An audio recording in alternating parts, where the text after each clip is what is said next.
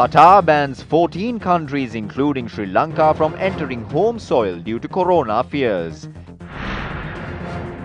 Health Ministry requests all those who are returning to the country to remain indoors for 14 days. Oil price in the global market marks a record low in 29 years. ඒ සූත්‍රය අනුව ගන්නවනම් petrol ලීටරයක් විකුණන්න ඕනේ රුපියල් 97ට. ඒ පාඩුව පියුණාට පස්සේ අපිට පුළුවන් මිල අඩු කිරීම ගැන සලකන්න. Main office of the Samagi Jana Balawege opens.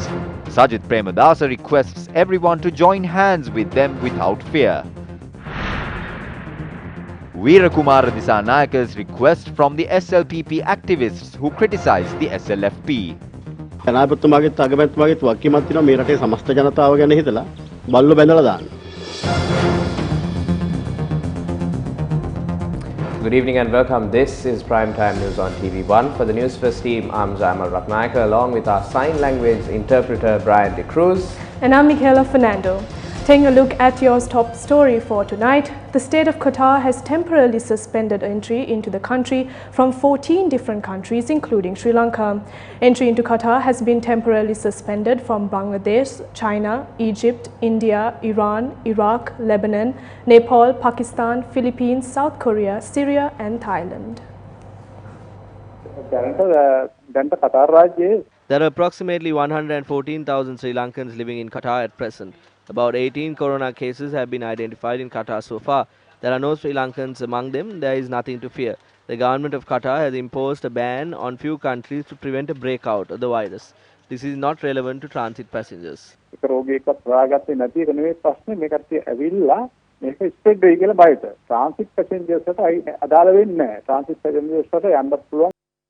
Meanwhile, the government has decided to temporarily stop all pilgrimages to India in light of the prevailing health concerns. The latest quarantine process will be started from the flight that lands from South Korea tomorrow morning. Various facilities that are needed will be provided and they have to undergo a sanitization process as well. Thereafter, they will be transported by buses. All pilgrimages to India have been temporarily called off. We informed this to the Secretary of Ministry of Buddhist Affairs.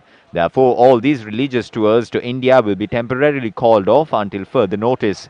All the passengers who enter our country will have to undergo a review process for 14 days. 3,900 health officials are carrying out these operations. We request these passengers who are coming from abroad to remain at their homes for 14 days. We further request everyone to limit overseas travel as much as possible. Especially if you are traveling in groups, please refrain from doing so.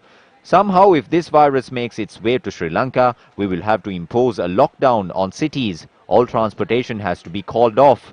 Although we have the power to impose these things, what is important is that people following our instructions and saving the country from a potential disaster.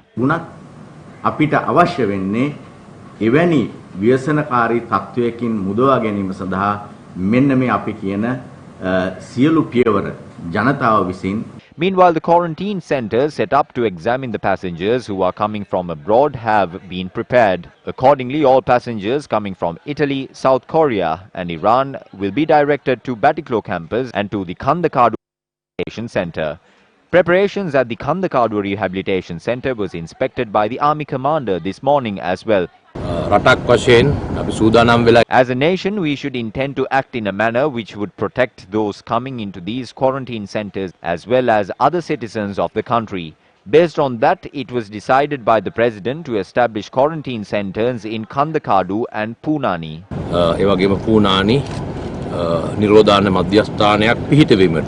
Both these rehabilitation centers are being managed by Eastern Security Forces headquarters. However, the Ottamawadi PS that overlooks the area where the Batiklo campus is located expressed their opposition against the quarantine center after calling for a special meeting. This activity they are attempting to carry out in this area should be stopped and then relocated to an area where citizens would not be harmed. We would like to request the necessary authorities to look into this. The health services are of the stance that even though the general public should remain vigilant of the coronavirus, there is no need to create an unnecessary fear over the virus. The Kuredu Island in the Maldives, where several Sri Lankan labourers reside in, is currently on lockdown. The lockdown had been imposed following the emergence of 2 coronavirus cases from the island. A Sri Lankan labourer in Maldives shared his sentiments regarding the matter. One Italian tourist who had contracted the coronavirus had left after remaining in the island for around 10 days and had tested positive for the virus at the airport. The Italian government provided us with information, and it was later discovered that the resort doctor had also contracted the virus. So far, around 90 people have been entered into quarantine facilities. It is increasing day by day. Yesterday it was 60, by today it has risen to 90. There are around 150 Sri Lankans here, but the Maldivian Health Ministry has imposed a lockdown on the island, therefore we cannot travel anywhere. All we ask for is to be able to leave this island and return home.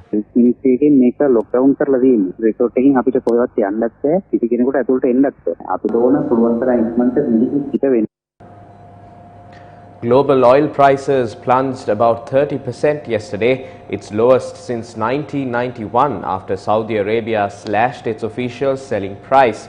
As of this evening, oil prices showed a marginal increase, with the Brent crude falling by 22% to $35.98 a barrel and the West Texas Intermediate crude falling 23% to $31.92 per barrel.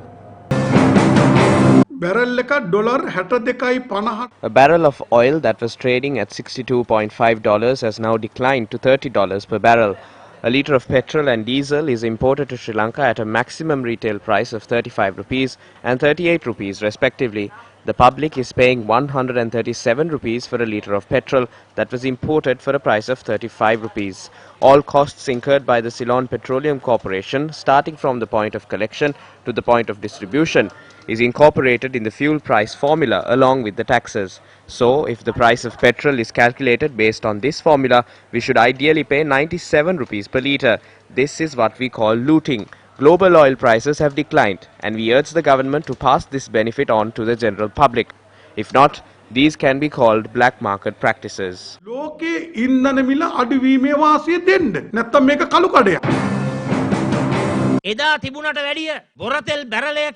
Oil prices in the global market have reduced by approximately 50%. A barrel of oil is currently trading at $30. So the present government should slash the price of diesel and petrol in the local market by 50% as well.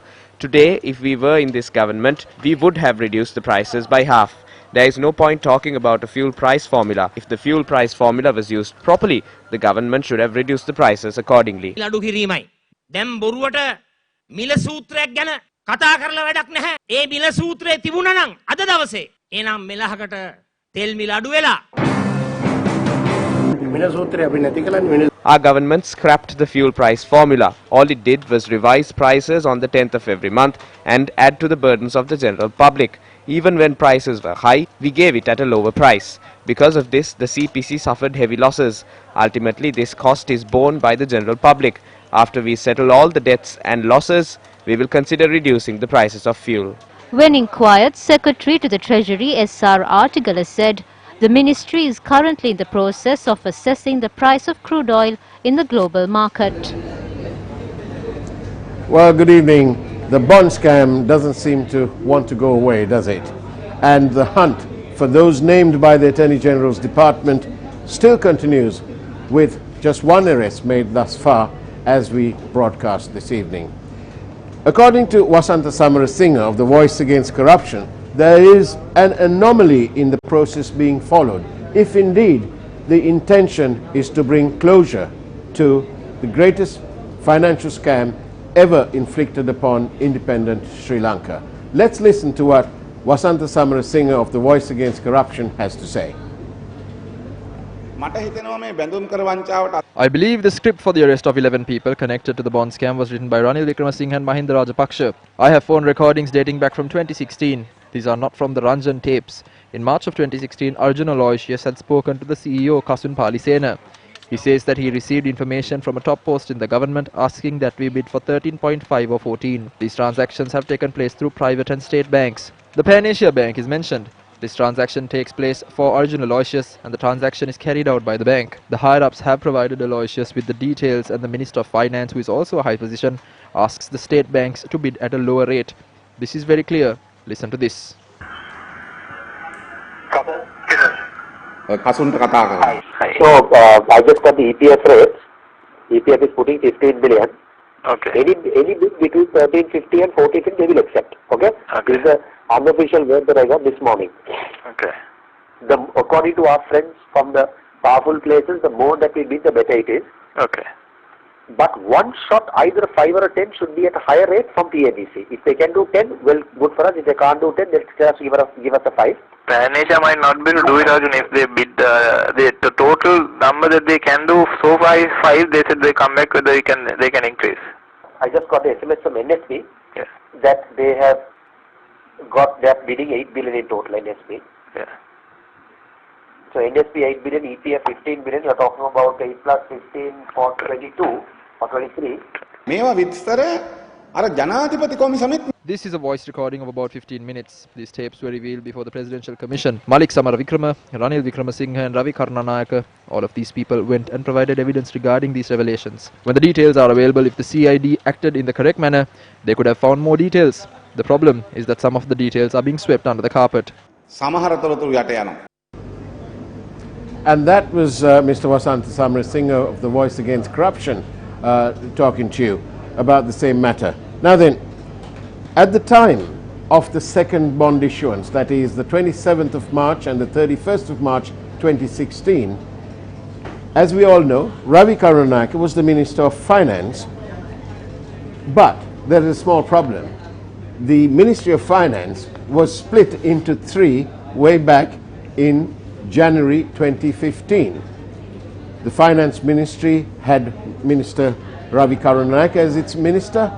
The state banks was placed under the Minister of Public Enterprise, Kabir Hashim, and the central bank was placed under the Minister of Economic Development, who just happened to be the Prime Minister Ranil Wickramasinghe. Now then, in February 2015, they changed the system at the insistence of course, Mr. Ranil Wickramasinghe. Now we have Mr. Arjuna Mahendran having said so at COP 1 under the chairmanship of Mr. D. Gunasekara. Unfortunately, before the report could reach the Speaker's desk, Parliament was mysteriously dissolved, rendering COP 1's report all but null and void. Now then, whilst that happened, in March 2016, the 27th and the 31st of March, just prior to that, the Minister of Finance called the state institutions and said, I want you to bid low because the interest rates are too high. And as the Minister of Finance, he could say that, which is what he did. But let's understand why the rates were high in the first place. They were high in the first place because in February 2015, at the insistence and as admitted by Ranil Wickramasinghe, Arjuna Mahendran changed the system of issuing bonds to a straight auction-only system without the approval of the Monetary Board, which he was obliged by law to do so. Now then, we must bear in mind that during the 27th and the 31st of March, the state banks, the state institutions, were not with the Ministry of Finance. As a result of the splitting of the Finance Ministry into 3 parts, remember, the state enterprises, including the state banks, were with Minister Kabir Hashim. The central bank, the issuing authority of bonds and bills, was with the central bank. And therefore, the minister who had the central bank under his control, under his purview, was none other than Ranil Wickramasinghe, who just happened to be also the Prime Minister. Now, Mr. Mahendran says to COP 1 under oath that he did as he was instructed by the Prime Minister. The Prime Minister on the 17th of March, with parliamentary privilege on his side, makes a statement in which he admits that it was he who insisted on the change of the system. And as Vasantha Samarasinha says, the second bond scam investigation cannot be complete without the CID investigating fully the activities and the role played by three other individuals.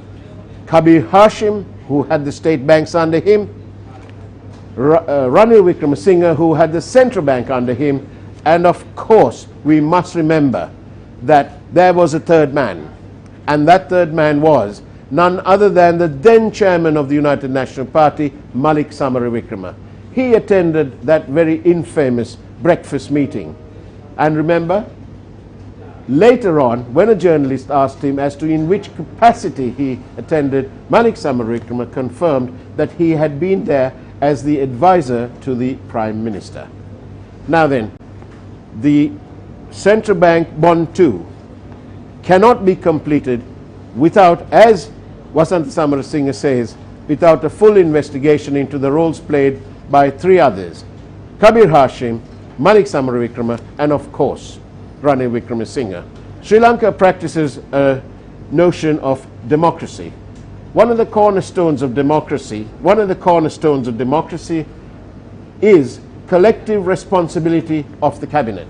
Well, there could be no collective responsibility of the cabinet when, for instance, in the Airbus cancellation fee that was paid by Sri Lankan Airlines, 3 weeks after they made the payment, when they were asked why the line minister, Kabir Hashim, was left out of the loop, all they replied with was that they had kept the Prime Minister and the Minister of Finance informed.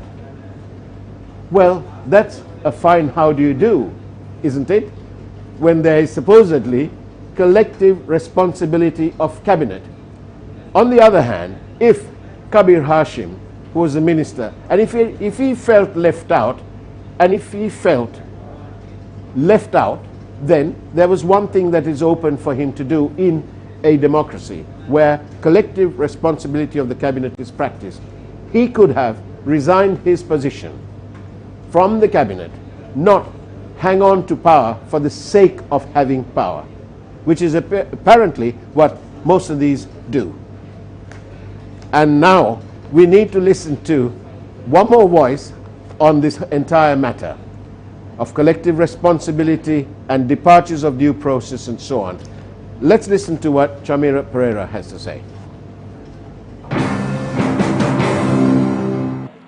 මේ දුරකථන සංවාදවලදී අපි දැක්ක දෙයක් තමයි Pan Asia බැංකුව සම්බන්ධයෙන්ුත්. The telephone conversations also mention about Pan Asia Bank. This famous businessman named Nimal Pereira served as the chairman of Pan Asia Bank back then. We now know that this businessman was involved in the Airbus scandal and that funds were also transferred to his bank account. Allegations have also been leveled against Nimal Pereira under the Money Laundering Act.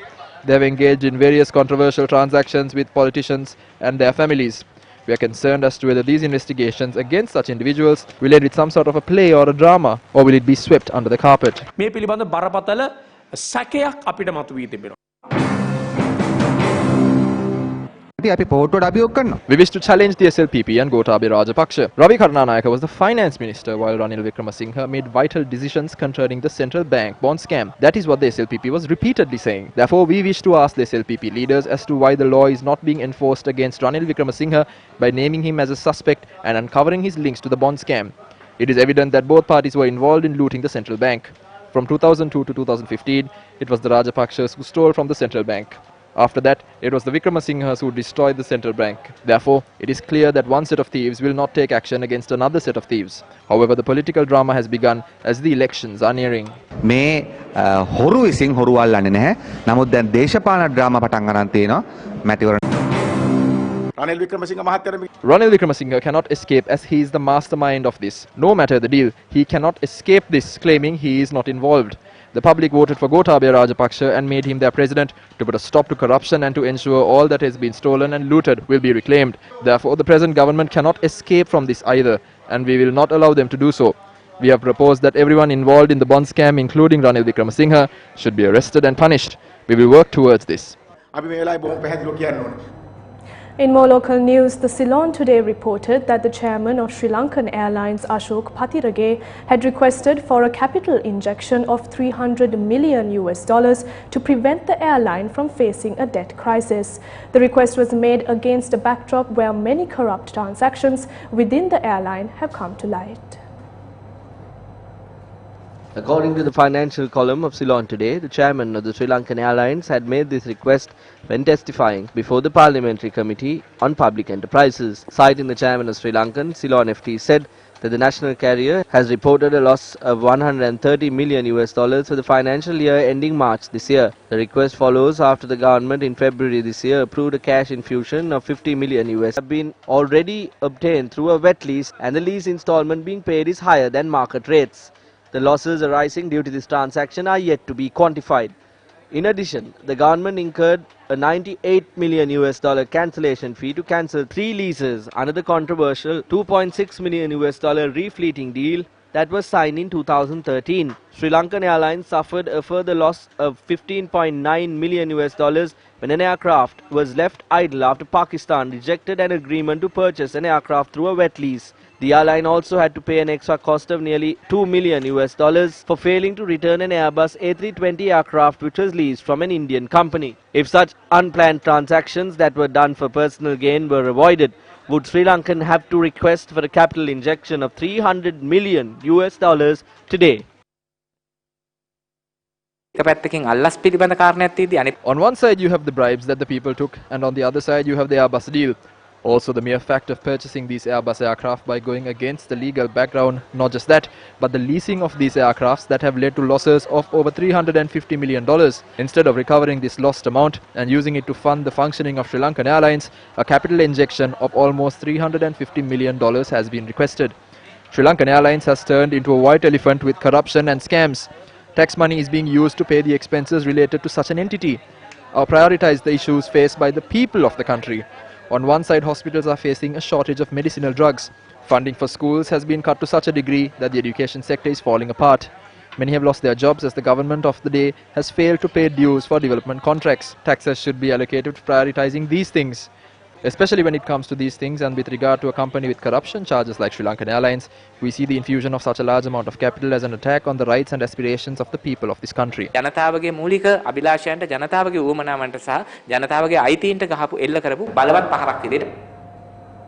A first-year student from the management faculty of the Sri Javadrapura University has been admitted to the intensive care unit of the Colombo National Hospital after he sustained serious injuries at the university. Pasidhu Hirushan obtained 3 A's at the 2018 advanced level exams and entered first year of his degree at the management faculty of the university this year. A spokesperson for the hospital stated that the student had been admitted to the hospital due to head injuries and internal bleeding he sustained. He had already been subjected to a procedure. මට දැනගන්න තියෙන විදිහට 6 වෙනිදා උදේ පාන්දර 1:00 පමණ. As far as I have been informed, the student Pasidhu Hirushan was subjected to injury in the early hours of the 6th. He had been at the bottom floor of the sports complex. For some reason, a tire had come down from the 2nd floor and hit this student, knocking him to the ground too. Luckily, as our security was there, they have acted swiftly to take the students firstly to the Kaluboila hospital and then to the emergency service centre at the Colombo National Hospital. He was operated on and is currently in the ICU. We are monitoring his situation. I have called for a report on the matter from the officer in charge of discipline, and he has already begun his investigations. I am expecting a report on this matter tomorrow morning. We will then call an inquiry based on this. මට මූලික විමර්ශන වාර්තාව ලබා දෙයි කියලා මම බලාපොරොත්තු වෙනවා. ඒතකොට මේ මූලික විමර්ශන වාර්තාව අනුව පිට විනය පරීක්ෂණයක් අපි යොදනවා. The University Grants Commission has stated that an impartial inquiry will be conducted into the matter and that all concern will be dealt with in no uncertain terms. This is an extremely unfortunate situation. It is something that happened inside during the night time. We must find all related information. What was the situation? When did it happen? Who was involved? An open inquiry will be called because it is difficult to move forward like this. කටයුතු කරන්න අමාරුයි. අතිශය අපක්ෂපාතී පරීක්ෂණයක් මේකට සිදු වෙයි.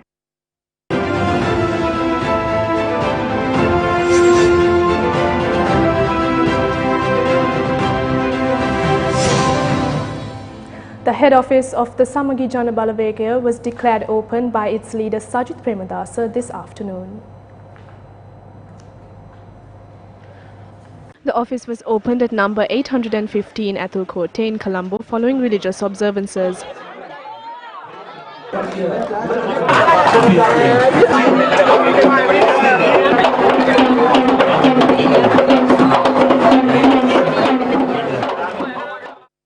Representatives of several organizations and parties supporting the Samagi Jana Balawegaya, including the United National Party, Jatika Hela Urumaya, Sri Lanka Muslim Congress and the Tamil Progressive Alliance attended the event.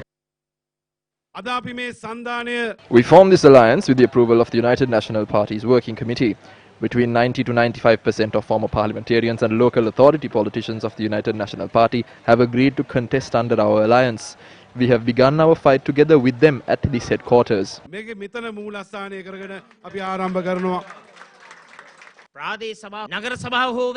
Whether you are a member of a Pradeshya Sabha, urban council or a municipal council, join hands with us without any fear. Do not sell our country in exchange for perks, privileges and for ransom. Bear in mind that the voice which emerges during the general election is not a political force that is involved in dirty politics.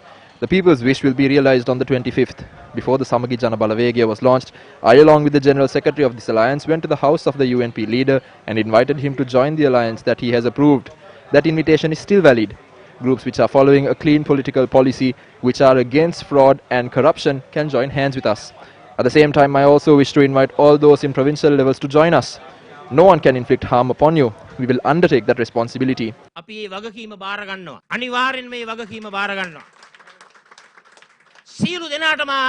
I invite everyone to join the Samagi Jana Balawegaya alliance.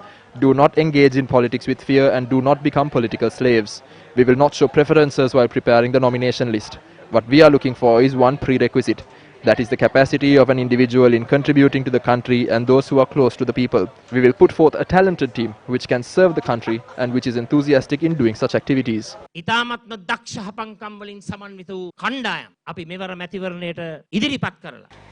Following the opening ceremony, Sajith Premadasa laid floral tributes to a portrait of his late father Ranasinghe Premadasa. Former Minister Rajda Senaratne attended the opening of the Samagi Jana Balawegaya office in Kotte today.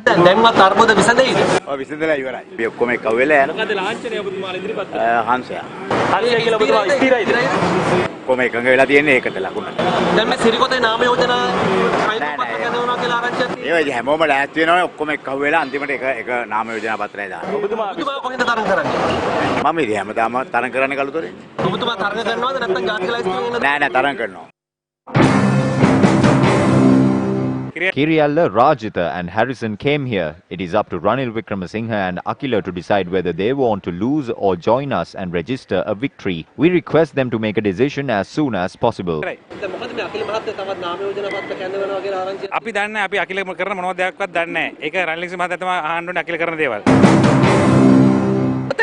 There are individuals who used to call Mahinda Rajapaksa during the working committee meeting and leave the phone on for him to listen to the discussions.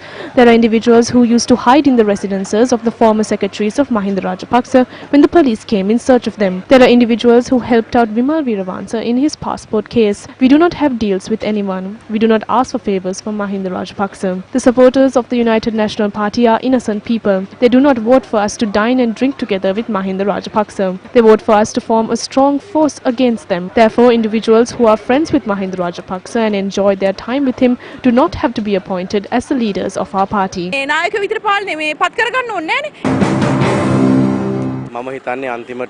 I think that the UNP leadership will understand the needful by today. We hope that once they understand that, they will decide to definitely join our alliance, which does not strike deals with the government but instead acts against them.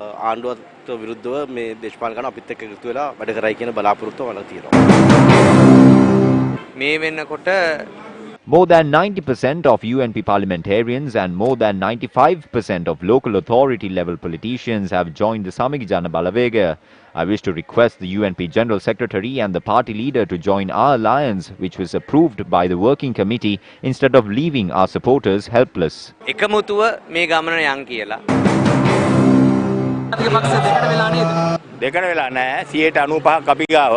105ක් තියෙනවා වෙනම. අනවශ්‍ය කට්ටිය ජනතාව ප්‍රතික්ෂේප කරන කට්ටිය අයින් වෙනවා. ජනතාව කියනවා මේ මහ බැංකුව හොරුයි ටයිකෝට් හොරුයි එකතු වෙලා තමයි මේ ඡන්දය ඉල්ලන්න හදන්නේ ලංකාවේ. ඒගොල්ලෝ නැතුව යන තමයි අපි හදන්නේ ඒකයි අවශ්‍යතාවය. ඒකත් තමයි අපි සමගි ජන බලවේගය හැදුවේ. අද ශ්‍රී ලංකා දේශ Today is the beginning of a transformation in the country's political history. What took place today was a transformation involving the youth which suits the global political trends and incorporates the country's requirements. Under the new government that would be formed by Sajith Premadasa, we hope to establish a developed, free and independent state with intelligent people during the next 5 years. රාජ්‍යයක් බවටත් ඒ වගේම බුද්ධිමත් ජනතාවක් ජීවත් වන රාජ්‍යයක් බවටත් පත් කරන්න. We do not engage in deal politics with the Rajapaksas. It is only the Samagi Jana Balavega led by Sajith Premadasa which is capable of chasing the government out of power. ප්‍රේමදාසගේ නායකත්වය කියන එක අපි කියනවා. එක්සත් ජාතික පක්ෂයේ 99% of the UNPs have joined us. The others are coming soon. We wish to ask the leader to join us now. නායකතුමා එන්න අපිට ගෙන්න. නැත්තම් ඉන්න කමන්න. එච්චරයි. Meanwhile, another discussion was held at the residence of Karu Jayasuriya today. Former parliamentarian Arjuna Ranatunga and Karu Jayasuriya were the mediators during the meeting. A team including Sujiva Senasinghe and Upul Jayasuriya representing the Samagi Jana Balavega, while Saman Ratnapriya, Daya Palpola and a few others represented the United National Party.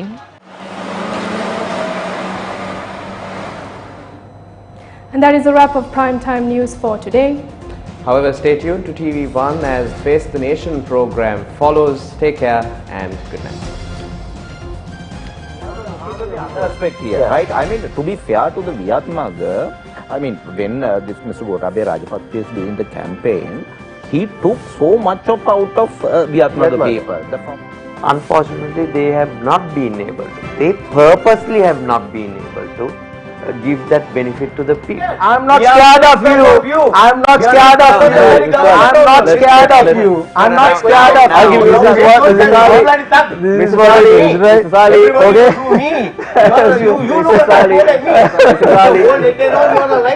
So as you can see.